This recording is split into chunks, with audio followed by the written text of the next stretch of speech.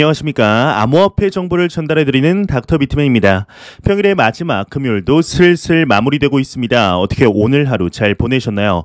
내일이면 즐거운 주말이 찾아오게 되는데 항상 주말이면 암호화폐 시장의 움직임이 활발해지고는 하였습니다. 이번 주말엔 평일간 보여왔던 시장의 움직임과는 다른 움직임을 보여주길 바라면서 금요일의 마무리는 과연 어떠한 소식들이 반겨주게 될지 한번 보도록 하겠습니다. 최근 암호화폐 시장을 뜨겁게 달구었던 섹터가 하나 있습니다. 바로 대체불가 토큰이라고 불리는 NFT인데요. 최근 메타버스가 뜨거운 관심을 보이며 덩달아 그 안에서 사용될 자산과 일련의 모든 상품들이 NFT로 만들어질 가능성이 제기되면서 다시 한번 투자자들의 관심이 모여 있던 와중 안 좋은 일들은 항상 겹쳐서 오는 것일까요? 안타까운 소식이 나왔는데 호주의 한 남성이 이더리움과 솔라나 기반의 모든 NFT를 불법 복제했다는 소식이 나왔습니다. 이게 어떠한 내용일지 같이 한번 보도록 하겠습니다.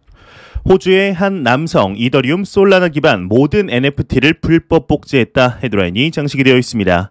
이더리움과 솔라나 위에 발행된 모든 NFT의 스크린샷 이미지가 담긴 17.96TB 아카이브가 토렌트 사이트 파이럿 베이에 등장했다고 합니다.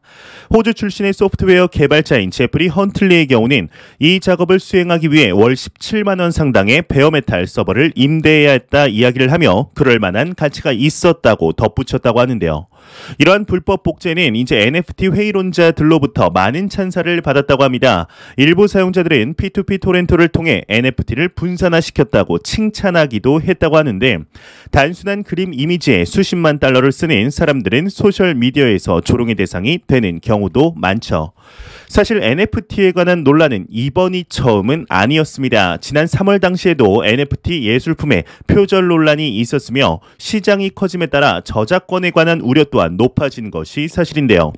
아직은 초기 시장인 만큼 이런저런 문제들이 많은 것이 사실인데 이번 문제에 관해서는 사실상 모두가 예상을 하고 있었지만 설마 이런 일이 일어나겠어 하며 쉬쉬하던 문제이지 않을까 싶습니다. 과연 이번 NFT 불법 복제와 관련하여 어떠한 이야기들이 추가적으로 나오게 될지 한번 지켜보도록 하겠습니다. 이러한 소식과 더불어서 현재 암호화폐 시장의 상황이 그리 좋은 시장 상황은 아님에도 긍정적인 소식들은 계속해서 나오고 있습니다. 최근 가격의 조정에도 한 트레이더의 경우는 향후 몇 주 안에 7만 달러를 돌파할 것이라는 내용이 나왔는데 과연 이게 어떤 내용인지 같이 한번 보도록 하겠습니다. 유명 트레이더 BTC 약간의 조정 향후 몇 주 안에 7만 달러 돌파할 것이다 주장을 했다고 합니다. 유명 트레이더 톰 베이스의 경우는 비트코인이 바닥에 근접했으며 향후 반등할 준비를 하고 있다 전망했다고 하는데 그는 최근 유튜브 방송을 통해 저점에 위치하고 있으며 향후 몇 주 안에 7만 달러를 돌파할 것으로 기대하고 있다 이야기를 했다고 합니다. 추가적으로 비트코인이 약간의 조정을 견디고 있으며 2022년 1분기 10만 달러 돌파를 위한 페이스를 유지 중이다 주장을 했다고 하는데요. 톰 베이스는 앞서 연말까지 비트코인이 10만 달러에 도달할 것이라 전망했던 바 있었다고 합니다. 이런 단기적인 전망이 나왔다면 장기적인 전망 또한 나오기 마련이죠. 암호화폐 시장의 대표적인 낙관론자 중 한 명이죠. 우리나라에서는 돈나무 누나라고 불리우는 캐시 우드에게서 소식이 나왔는데 그리 머지않은 미래이죠. 5년 뒤 비트코인의 가격이 6억에 이제 도달을 할 것이라 이야기를 하였다고 합니다. 정확히 어떠한 내용인지 같이 한번 보도록 하겠습니다. 돈나무 누나 캐시 우드 비트코인 5년 내 이제 6억 간다 기관 투자자 유입될 것이다 헤드라인이 장식이 되어 있습니다. 아크 인베스트먼트의 최고 경영자인 캐시 우드의 경우는 비트코인이 향후 5년 내로 50만 달러에 도달할 것이라며 긍정적인 전망을 재확인했다고 합니다. 이에 대해서 기관 투자자들의 유입으로 인해 비트코인은 5년 안에 50만 달러를 넘어설 것이라며 기관 투자자들이 포트폴리오의 단 5%만 비트코인에 할당한다면 비트코인의 가격은 56만 달러, 하나 6억 6천만 원까지 상승할 것이라 주장을 한 것인데요. 캐시우드는 기관 투자자들이 비트코인의 투자에 뛰어들 것이라 확신을 했다고 합니다. 비트코인 등 암호화폐는 다른 자산들과 상관관계가 낮기 때문에 수익을 높이고 위험을 낮출 수 있는 투자 수단이라 말했는데 기관 투자자들의 비트코인 매수를 실시간으로 볼 수 있을 것이라며 비트코인 네트워크의 투명성에 대해서도 언급을 했다고 합니다. 여러분들은 이에 대해서 어떻게 생각하시나요? 개인적으로도 이에 대한 의견에는 동감하는 편입니다. 실제로 이와 같은 일들이 이루어지고 있으며 기관 투자자들의 포트폴리오 5%뿐 아니라 은행들이 암호화폐 거래 서비스를 본격적으로 개시한다면 더욱 많은 자금의 유입을 기대해 볼 수 있겠죠. 이러한 일련의 과정들은 단순 내내망상이 아닌 실제적으로 벌어지고 있는 일이라는 것이 더욱 놀라운 것인데, 얼마 전 미국의 뉴욕 디지털 인베스트 그룹과 Q2와의 파트너십을 통해 미국의 금융기관에서 비트코인 거래가 가능하게 만드는 서비스를 런칭하였으며 이미 뉴욕의 2개의 은행에서 이를 취급하기 시작을 하였습니다. 이뿐 아니라 호주의 대형 은행의 경우는 여타 다른 은행과 같이 기관 투자자가 아닌 개인 투자자들에게 암호화폐 서비스를 이번 달 안에 런칭하겠다는 계획을 밝혀 상당히 화제가 되었었죠. 현재 자금들은 이 시장으로 진입을 하고 있는 상황 속에 현재 글로벌적으로 인플레이션의 위협으로부터 상당한 두려움을 느끼고 있는 것이 보이고 있습니다. 지난 2008년 이루어졌던 최악의 경제 위기라고 불리우던 서브프라임 모기지 사태 당시 찍어냈던 달러를 모두 갚지도 못한 상태에서 2020년 3월 발생한 코로나로 인해 전례 없던 무제한 양적 완화의 여파가 현재 체감이 되고 있는 상황 속에 그와는 정반대의 개념인 비트코인의 반감기가 2020년 5월 당시 이루어지게 되죠. 참 시기적절하게 반감기가 이루어지며 많은 기관 투자자들과 고액자산가들에게 새로운 해지 수단으로서 현재 우리가 투자하고 있는 비트코인이 각광을 받고 있는 상태인데요. 이에 오늘은 암호화폐 시장에서 처음 보는 인물이 나타났습니다. 이 사진 자료를 보시게 되면 여기 보시는 인물은 미국의 대체 투자 플랫폼인 아이캐피탈 네트워크의 수석 투자 전략가라고 하는데요. 이름은 아나스타샤 아모로소라고 합니다. 상당히 세련된 모습을 보이고 있는데 이 인물의 경우는 블룸버그 마켓에 출연하여서 이러한 발언을 하게 됩니다. 새해 투자자들은 더 높은 인플레이션과 더 완만한 주식 상승을 직면하게 될 것이다. 이럴 때 암호화폐를 살펴봐야 한다라며 추가적으로 이제 주식 60%, 채권 40%와 같은 포트폴리오는 인플레이션을 극복하고 수익을 올리기에 충분하지 않을 것이다. 암호화폐 같은 것에 배분하는 것을 추천한다라고 이야기를 하게 되죠. 이 자료를 접하고 아이캐피탈 측에서 추가적으로 암호화폐 시장에 언급한 것이 있는지, 과거에는 어떠한 언급한 내용들이 있었는지 찾아보았지만 찾지는 못하였습니다. 이러한 새로운 기업들의 이 시장에 대한 발언과 실질적인 투자 소식 등 이러한 것을 볼 때 새로운 기업들이 이 시장에 얼마나 관심 있게 보며 눈독 들이고 있는지를 확인할 수가 있는데요. 말 그대로 잠재적인 수요가 폭발적으로 늘고 있다는 것이죠. 이들에게 현재 가격 상황은 그리 중요하지 않다는 것을 확인할 수가 있는데, 실제로 현재 암호화폐 시장은 인플레이션율을 뛰어넘을 뿐 아니라 연초 대비 엄청난 수익률을 보여주고 있는 것이 사실입니다. 이러한 암호화폐 시장의 역할은 시간이 지날수록 새로운 가치 저장의 수단으로서 더욱 널리 퍼질 것이며, 선진국에서 인플레이션의 위협이 다가온다는 것은 국민들, 시민들, 개개인들의 금융 지식이 상향 평준화될 수 있다는 것을 의미하겠죠. 더 이상 투자라는 것을 도박으로 보지 않고 인플레이션으로부터 살아남기 위해서 포트폴리오 구성과 더 나아가 현재 암호화폐 시장이 그러한 역할을 할 수 있다는 것을 깨닫게 만들게 될 것으로 보고 있습니다. 현재 거시경제적인 리스크는 시간이 지날수록 심화되고 있습니다. 공식 석상에서 내년까지 인플레이션이 지속될 것 같다라고 이야기를 하기까지 얼마나 많은 시행착오들이 있었을까요? 하지만 그러한 방법들 모두가 통하지 않으며 백기투항을 해버리고 만 것인데, 과연 이러한 상황 속에 자금들이 어디로 이동하게 될지 조금만 생각해보면 답이 나오게 되지 않을까 싶습니다. 절대로 이 시장을 단기적으로 바라보지 마시며 장기적인 시각으로 바라보시길 진심으로 바라보겠습니다. 이러한 소식과 더불어서 최근 전 세계에서 가장 많은 암호화폐 투자자를 보유하고 있는 국가이죠. 인도에서 암호화폐 시장 관련 많은 이야기들이 논의되고 있는 것 같습니다. 현재 인도 내에서는 암호화폐 시장과 관련하여 금지를 하지 않고 규제를 통해 제도권 안으로 들이려는 노력들이 눈에 띄게 보이고 있는데, 이에 오늘 추가적인 소식이 나왔습니다. 조금 더 구체적으로 이 시장에 대해서 정하려는 것으로 보이는데 어떠한 내용인지 같이 보도록 하겠습니다. 외신, 인도 당국 미승인 암호화폐 거래 보유 금지 가능성이 있다 헤드라인이 정식이 되어 있습니다. 유투데이가 로이터 통신을 인용 인도 정부가 미승인 암호화폐를 금지할 수 있다고 보도를 했다고 합니다. 업계 관계자에 따르면 거래소를 통해 암호화폐를 보유하거나 거래하기 위해선 해당 암호화폐가 인도 정부의 승인을 받아야 할 수도 있다고 하는데요. 업계 관계자는 정부의 승인을 받은 코인만 거래가 가능하며 미승인 코인을 보유 또는 거래할 경우 패널 페널티가 부과될 수 있다고 설명을 했다고 합니다.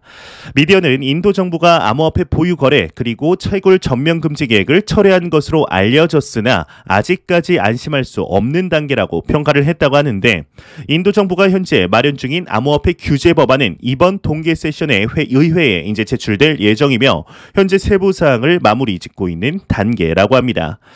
현재 지금 비트코인을 포함한 암호화폐 시장의 경우는 인도 내에서 가파르게 성장을 하고 있습니다. 이번에 나온 인도의 내용을 얼핏 생각해 봤을 때는 중앙정부에서 승인한 코인만 거래 가능한 건 너무 이 시장의 성장을 저해시키려는 것이 아니냐라는 생각을 할 수도 있겠지만, 개인적으로는 그리 크게 걱정은 하지 않아도 될 것 같다는 생각이 듭니다.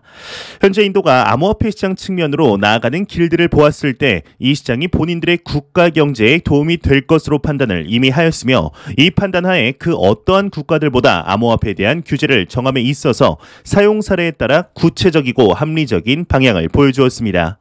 이에 인도 내 암호화폐 사업자들과 커뮤니티는 인도 정부 방침은 현재 암호화폐 커뮤니티에서 호평을 받고 있는 중인데요. 이러한 큰 틀이 정해져 있으니 오늘 나온 내용처럼 미승인 암호화폐라는 정의에 대해서 승인과 미승인의 구체적인 방안 또한 분명히 나올 것으로 보고 있습니다. 그렇게 된다면 인도 내에서 암호화폐 시장이 더욱 안정화될 수 있는 계기가 되지 않을까 싶은데요. 과연 앞으로 인도 내에서 어떠한 소식들이 나오게 될지 한번 기대해 보도록 하겠습니다. 이런 상황과 더불어서 이제는 증권 플랫폼이 아니라 암호화폐 거래소라고 이제 불러도 무방한 기업이 하나 있습니다. 바로 미국의 최대 증권 플랫폼인 로빈 후드인데요. 얼마 전 미 의회에서 암호화폐 관련 공청회가 열렸는데, 이에 로빈 후드의 최고 컴플라이언스 책임자가 참석을 했다고 합니다. 여기서 코인베이스를 저격했다고 하는데 어떠한 이야기인지 같이 한번 보도록 하겠습니다. 로빈후드 관계자 디지털 자산 단일 규제 기관은 어리석은 아이디어이다. 코인베이스를 저격했다. 헤드라인이 장식이 되어 있습니다.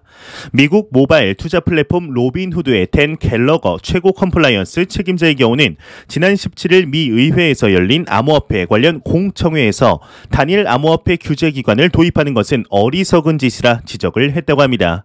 그는 미국 증권거래위원회와 상품선물거래위원회 등 금융규제 기관에서 암호화폐 부분을 떼어내 하나의 규제 기관으로 이양하는 시도는 가장 어리석은 아이디어이다라고 강조하면서, 이에 앞서 코인베이스는 단편적이고 일관성 없는 규제 감독을 피하기 위해 디지털 자산 시장에 대한 책임을 단일 연방 규제 기관으로 이양해야 한다 주장한 바 있다고 하는데, 이에 로빈후드의 책임자의 경우는 현재 규제 기관들이 이 새로운 기술을 어떻게 다룰지에 대해 고민하는 것에 동참을 해야 된다.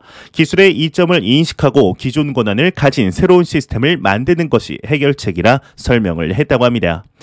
현재 미국에서는 암호화폐 시장을 두고 지난 8월부터 미 SEC와 CFTC가 암호화폐 관할권을 두고 충돌했던 일이 있었습니다. 이때 당시 크게 문제가 없이 하나의 해프닝으로 끝날 것 같은 기조가 보였었지만, 시간이 흐르고 지난 10월 말부터 다시 한번 같은 논제가 재점화되었었는데요. CFTC의 경우는 비트맥스와 테더 등의 사례를 들면서 이미 공격적으로 CFTC가 암호화폐 시장 조작과 사기 방지를 위한 행정적인 조치를 취하고 있다 주장하고 있으며, SEC 또한 암호화폐 거래소에 대한 규제권 확보에 힘을 쓰고 있는 모습들이 보이고 있습니다. 그동안 암호화폐 시장을 두고 SEC와 CFTC가 관할하는 영역이 명확히 구분되지 않아 역할이 겹치거나 규제 공백이 이제 생긴 부분이 존재하게 되었는데요. 현재 SEC는 암호화폐가 증권에 해당하는지 여부와 증권법 위반을 중점적으로 다루고 있었다면, CFTC의 경우는 2015년부터 비트코인을 상품으로 취급해야 한다라는 입장을 밝혔었지만 실제 비트코인 등을 규제할 수 있는 권한을 가지고 있진 않은 상태입니다. 현재 이러한 모습들을 보았을 때 자연스럽게 SEC 쪽으로 무게가 기우는 것이 사실인데, 과연 앞으로 이에 대해서 어떠한 이야기들이 나오게 될지 한번 지켜보도록 하겠습니다. 안 보고 가면 섭섭하겠죠. 마지막 크립토 공포 탐욕 지수입니다. 가격 하락의 영향일까요? 전날 대비 무려 20포인트 하락한 34포인트를 기록하며 다시 한번 공포 단계로 내려갔습니다. 공포 단계는 정말 오랜만에 보는 것 같은데, 이 지수는 0이면 공포, 100이면 낙관을 의미하게 되죠. 현재 비트코인을 포함한 암호화폐 시장에 계속되는 하락 속에서 많은 투자자분들이 힘들어하시는 게 눈에 띄게 보이는 것 같습니다. 참 안타까운 상황들이 지속이 되고 있는데요. 투자자들의 심리를 알기에는 커뮤니티와 댓글들이 큰 역할을 하는데 여러분들도 아시겠지만 정말 며칠 안에 그렇게 상승을 외치던 분위기가 다시금 이제는 시즌 종료다라는 이야기들이 도배가 되고 있습니다. 하지만 과연 가격이 비트코인 기준으로 고점 대비 약 20%의 하락이 있다고 해서 이 시장이 끝난 것일까요? 저는 절대로 아니라고 생각합니다. 현재 나오는 내용들을 보았을 때 시장이 하락할 만한 근본적인 원인들이 단 하나도 명확하게 제시가 된 것이 없습니다. 지금의 하락이 당연히 마음이 아픕니다. 아무리 단기적인 변동성에 신경을 쓰지 말라 말씀을 드린다고 해도 눈앞에서 계좌가 녹고 있는데 마음이 아프지 않은 사람들이 어디 있을까요? 하지만 암호화폐 시장에서 20에서 30%의 하락 정도는 너무나 비일비재하게 나오는 모습이며 이 시장은 항상 회복을 하며 새로운 신고점을 갱신하였었습니다. 현재 많은 분들이 이야기를 하시는 지난 2017년과 2021년 차트를 비교해 놓은 사진 자료를 준비해 보았습니다. 여기 보시게 되면 어떠한 이야기인지 직감적으로 아시지 않으실까 싶은데요. 항상 큰 상승 전에는 두 자릿수의 하락이 왔었으며 지난 2017년 초강세장 당시에도 30%의 하락 후에 무려 250%의 상승이 찾아왔었습니다. 물론 과거를 보고 미래의 일을 알 수는 없겠지만 현재 비트코인의 반감기는 단 3번밖에 찾아오지 않았으며 첫 번째와 두 번째 모두 이러한 양상을 보여주었었죠. 정말 놀랍게도 마치 누가 이제 이 정도면 조종을 하는 것이 아닌가 싶을 정도로 지난 2017년과 똑같이 움직이고 있는 모습들을 볼 수가 있는데요. 과연 앞으로 이 시장이 어떠한 모습을 보여주게 될지 다가오는 12월 충분히 기대해 볼 만하지 않을까 생각이 듭니다. 항상 마지막은 이제 메이저 코인들의 가격을 보고 마무리하였지만 현재 상황 속 굳이 봐서 좋을 게 없겠죠. 오늘은 넘어가도록 하겠습니다. 제가 준비해온 영상은 여기까지입니다. 영상이 도움이 되셨다면 구독과 좋아요 그리고 광고 한 편만 처음부터 끝까지 시청 부탁드립니다. 이 채널은 오직 광고 수익으로 운영이 되게 됩니다. 항상 영상 시청해 주시는 시청자분들, 구독자분들 너무나 감사드립니다. 오늘 남은 시간도 잘 마무리하시길 바라면서 저는 더욱 도움이 되는 영상으로 내일 찾아뵙도록 하겠습니다. 지금까지 닥터 비트맨이었습니다. 감사합니다.